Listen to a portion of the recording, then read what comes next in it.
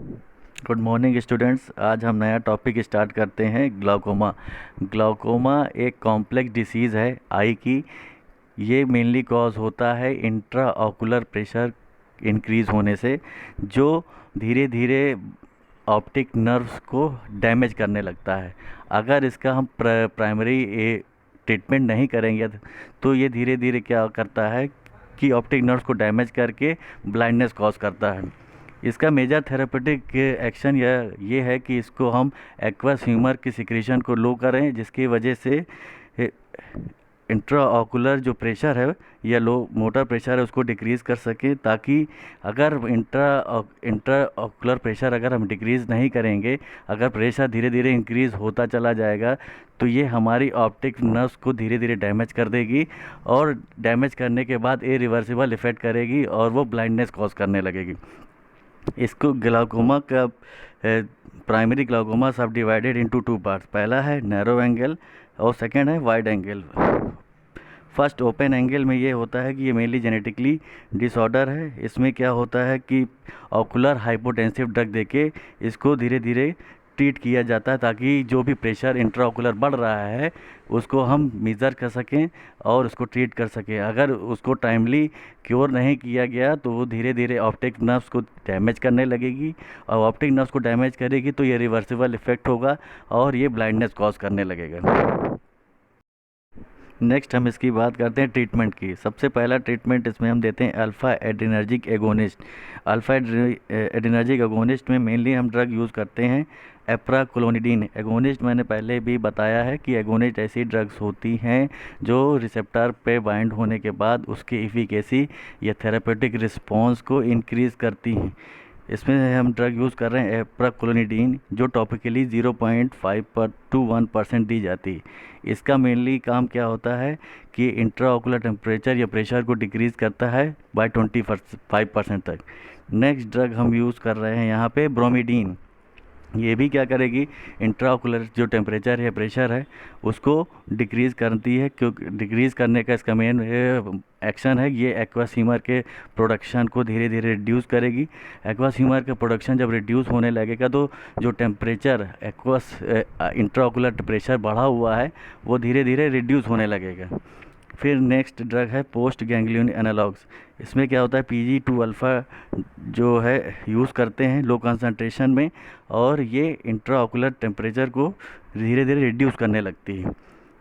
फिर next drug हमारी use होती है लेनिटिनोप्रोस्ट। ये भी क्या होता है PGI अल्फ़ा डेरिवेटिव ड्रग है। इसका भी काम ये है कि मेनली जो ग्लाउकोमा डिसीज़ कॉज हो रही है वो मेनली इंट्राऑकुलर प्रेशर के बढ़ने की वजह से वो ऑप्टिक नर्व तक पहुंचेगी ताकि डैमेज होने लगती।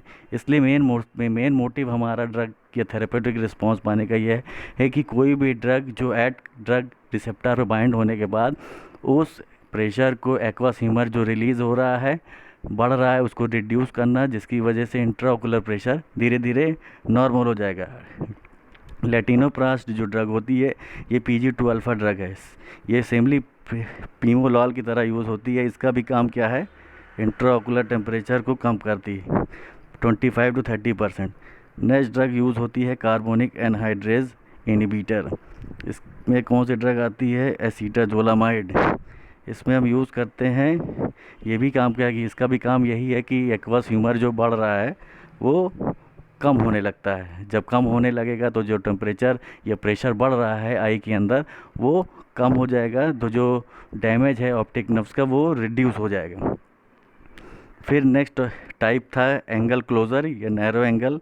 ये मेनली क्या होता है कि इसमें जो कॉर्नियल एंगल है वो धीरे धीरे नैरो हो जाता है और एंटीरियर चैम्बर भी नैरो हो जाता है। इसमें इंट्राओकुलर टेम्परेचर नॉर्मल ही रहता है जब तक इसमें कोई अटैक या कोई डैमेज प्रेसिपिटेट ना हो, और धीरे धीरे इंट्राओकुलर टेम्परेचर वो धीरे धीरे बढ़ने लगता है। इन एंगल क्लोजर टाइप ग्लाउकोमा में ये क्या है, आई के अंदर कंजेशन कॉज करने लगता है, जो कंजेशन की वजह से धीरे धीरे ये सीवियर हेडेक की तरफ बढ़ने लगता है।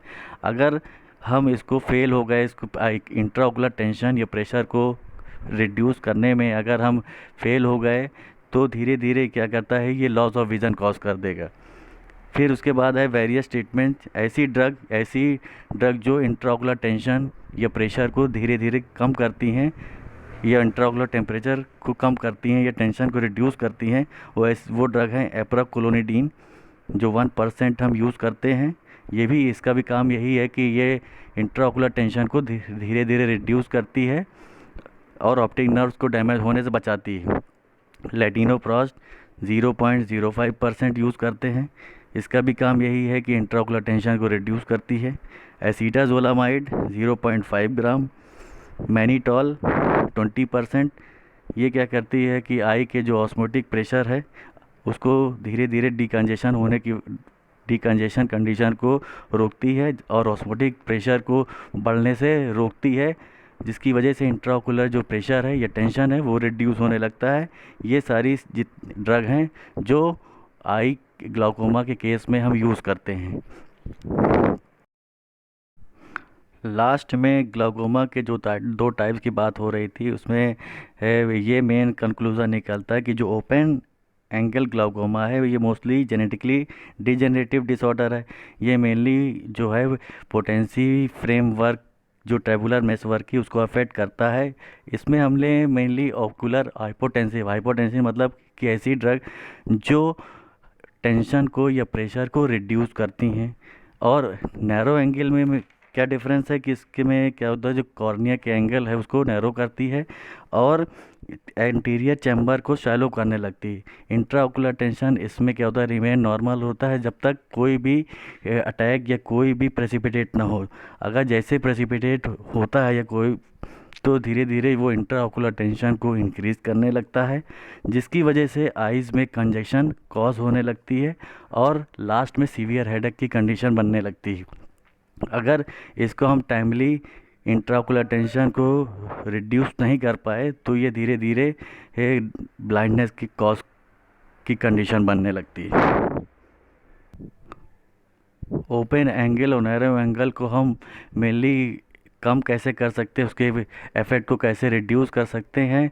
मेन जो ड्रग हम एगोनिस्ट की तरह यूज़ करें या ओकुलर हाइपोटेंसिव ड्रग को यूज़ करें, दोनों में मेन मेजर यही है कि हमको इंट्राओकुलर टेंशन को रिड्यूस करना है। अगर वो टाइमली रिड्यूस नहीं हो पाया तो वो धीरे धीरे ऑप्टिक नर्व को डैमेज करेगा और लास्ट में ब्लाइंडनेस कॉज करने लगेगा। तो मेनली हमारा मेन मोटिव ये है कि ग्लाउकोमा को क्योर करने के लिए इंट्राओकुलर टेंशन को रिड्यूस करना है।